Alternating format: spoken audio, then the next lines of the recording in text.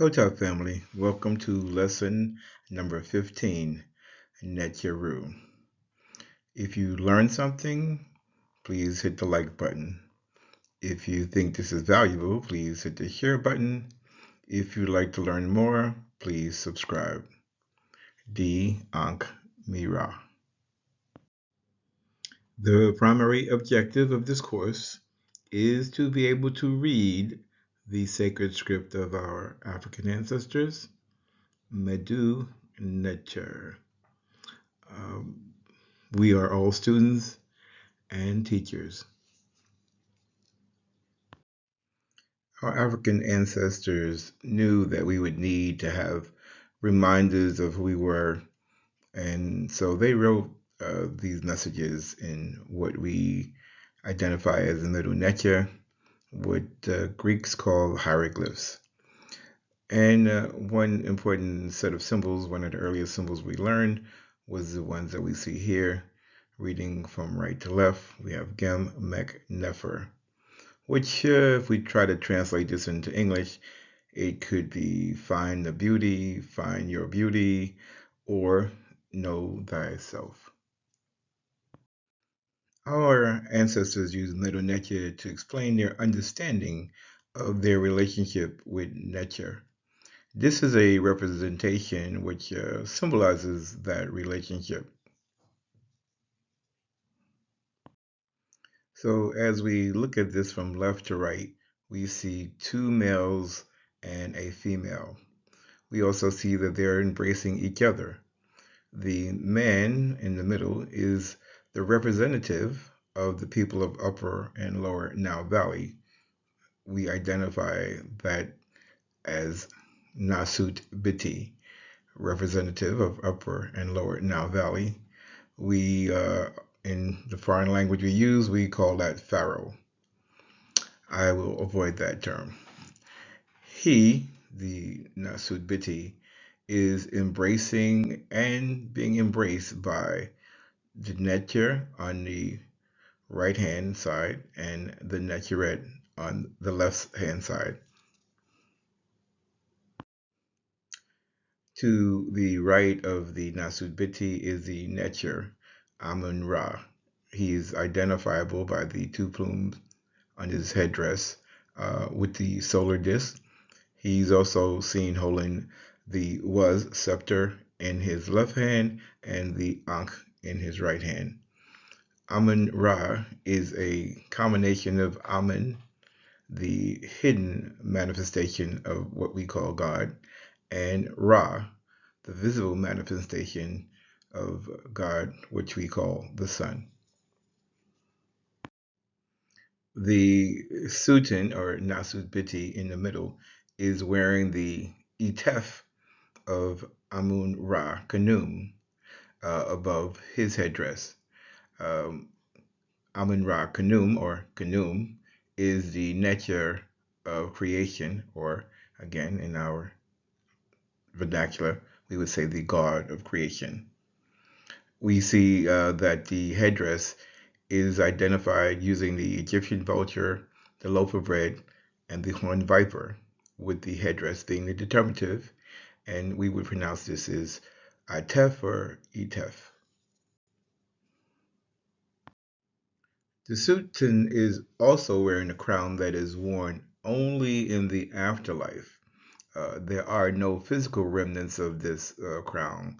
The only models of such a crown is shown on the mask of the deceased, such as the mask that we could see on Nasut Biti Neb Keperu Ra in the lower left-hand corner. On the left side of the Nasut Biti, near his heart, is the female Neteret. Her name will be identified later, but we see that she is wearing the cow's horns of Het Heru and with the solar disk. She is also holding the Was scepter in her right hand, and in this case, the Ankh in her left hand. The importance of this symbolism, though, is we see that in the afterlife, this Nasut Biti is going to be embracing the male Neter and the female Ntrw, or the Ntrw and the Ntrw. So our ancestors wanted us to be able to identify the representatives of the upper and lower Nile Valley, or the Nasut Bitis. So they enclosed their names in Shadoos. So we can identify this Sultan or Nasut Biti by the Shanu that is just above his head. So this Shanu is to be read from left to right into the face of the seated female, if you could make out the seated female in the middle. But you can also see the end of the Shanu is on the right hand side. So the first symbol we see is the solar disk, or again, we would say Ra. To the right of Ra is the was staff. We know the was is kind of pronounced that way because it is written using the Laszlo and the folded cloth as the letter sounds, and the staff is the determinative.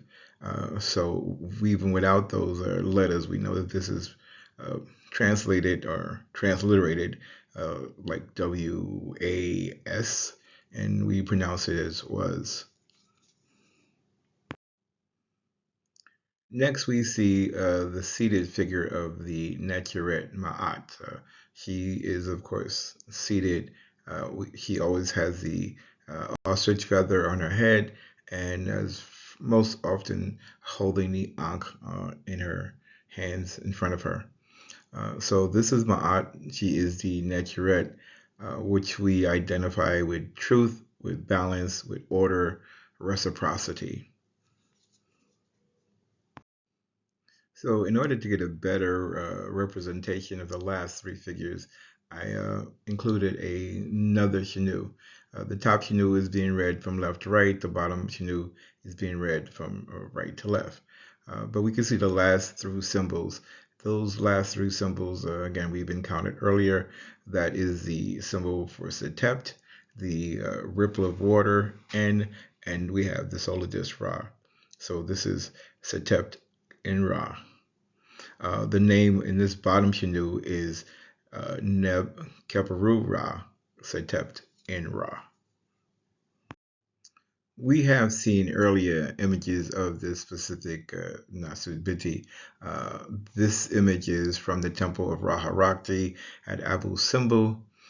Here we see Nasut Biti, Ursama at Ra, Setept in Ra, offering incense to Amun Ra while receiving Ankh and Wurst from Amun Ra. We can refer to Dr. Ben's Black Man of the Nile and his family to look up this Nasut Biti. We have seen his name several times already. This is Nasut Biti, Ursmat Ra, Seteptin Ra, Sarah, Ra Mesu Mary Amun, and we unfortunately have been calling him Ramesses II. His family ruled during the 19th dynasty. They were from Upper Nile Valley, the area we know as Waset, and this dynasty ruled from the year 1340 to 1232 before the Common Era. So reading the Medu Neter would give us additional information about what we are seeing here. We will start reading starting at the first column to the left of the Nasut Biti, and then we'll read all of the text. So here we see Jeti N. Again, we've seen these before. Is this loosely translated in this foreign language we call English as something like it is said, it is spoken, it's just Jeti N. So below that we have Amen Ra. So together we have Jeti N, Amen Ra.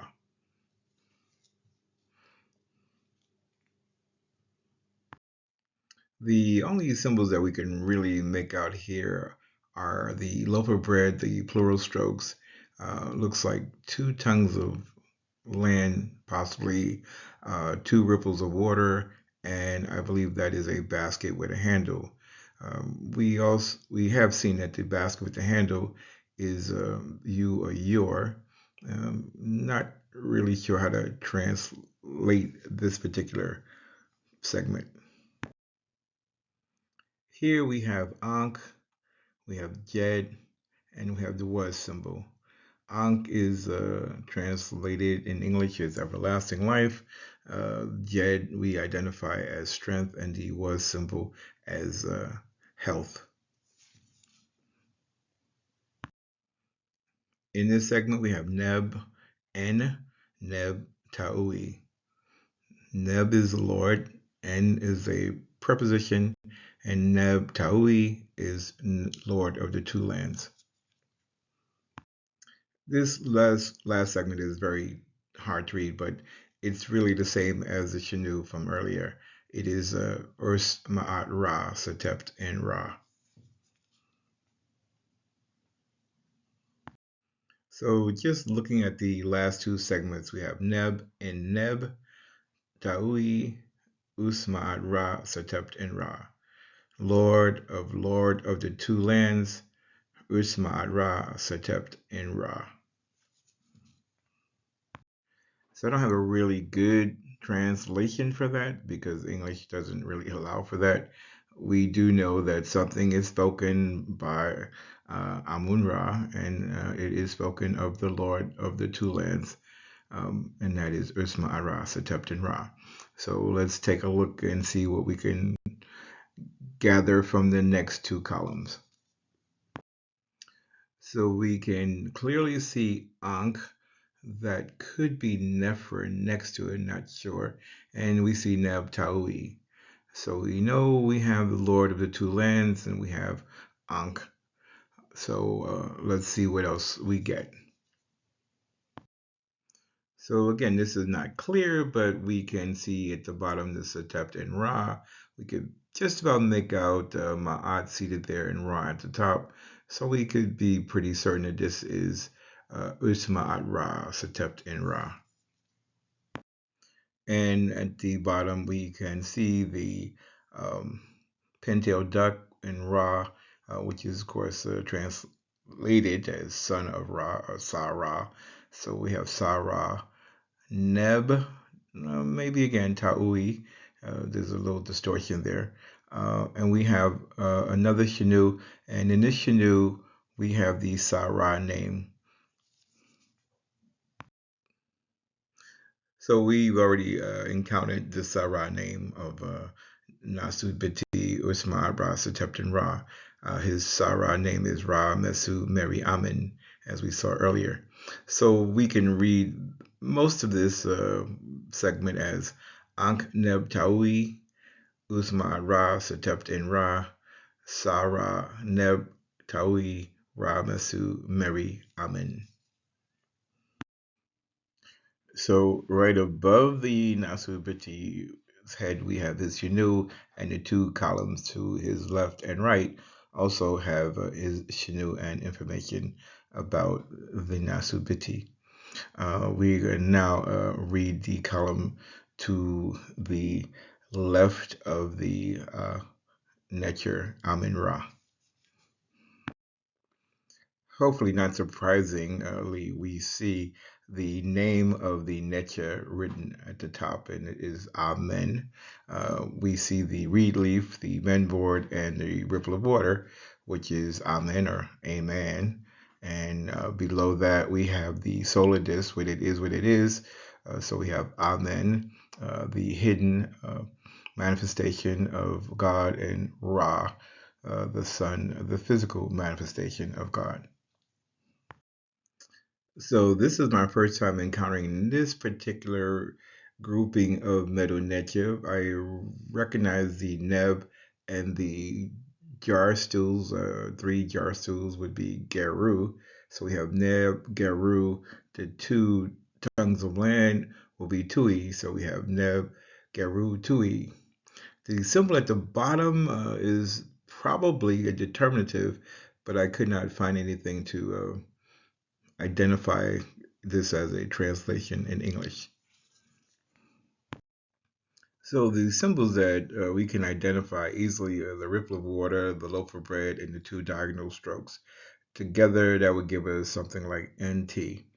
To the left, it's really hard to identify what those specific items are. We have to assume that so far we are talking about or saying something about Amun Ra. In this segment, we see the reed leaf, the stool, loaf of bread, which are transliterated as IPT. We would probably identify it as EPET. We also see the throne. We see the determinative for city or nome. And we also see the loaf of bread with plural strokes. I'm going to identify this as representing the name of some area of or city or cities. Again, most of this segment is damaged, but we do see the neb, which identify again as Lord, translated as Lord. Here we see one tongue of land, the sickle, and two reed leaves. This is translated as Ta Mary.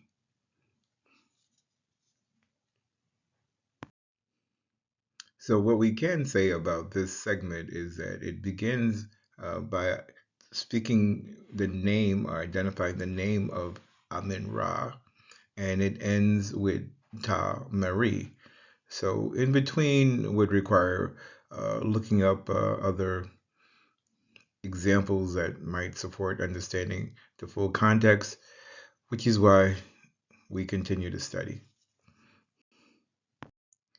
So the studying has to continue in order to really be able to pick up and identify every segment of this, and looking at other examples would be helpful. We have read most of the text here, but there is one small segment that we still must read. So right above the goddesses or the Neteret's head, there are some symbols, some middle Netia that help us identify her by name. So reading down the first column, we see the Egyptian vulture with the flail. We see an image of a loaf of bread above and below her head. That is the Ntrw Mut.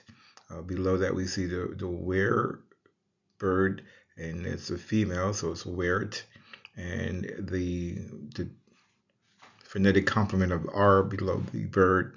And then we have the basket with the loaf of bread, and that column would give us Mut, great lord, great female lord. And the next column, we have the reed leaf, looks like a pool. We have the harpoon, and we have the reclining lion. Could not find a specific translation, but that is usually identified with a name of a city, because we also see the determinative for the city below the lion. Um, and below that, again, we see Nebet, so the lord of that particular city. And in the last column, we see the heaven or pet, and we see the P and the T below that, so we know that's pet or heaven. And this is Ta'ui below that, so the two lands. So we have, again, this is the goddess Mut. So there are other examples of Ursma'at Ra, Setepten Ra, sitting with the Ntrw, which is impressive because it symbolizes him as the Nasubiti, or representative of Upper and Lower Egypt. He did all of those things necessary in life that in the afterlife he was able to sit with the gods, to sit with the Netrus, which are God and goddesses. So the full meaning of what our African ancestors wrote, it lies hidden behind what I would call the spin, which is created by these foreign languages, which makes it difficult to translate. However, Medu Neter has survived the test of time, just as our ancestors knew it would. The challenge is still for us to take up the mantle and read it, or learn to read it. So this is the end of this lesson that I identified as Ntrw.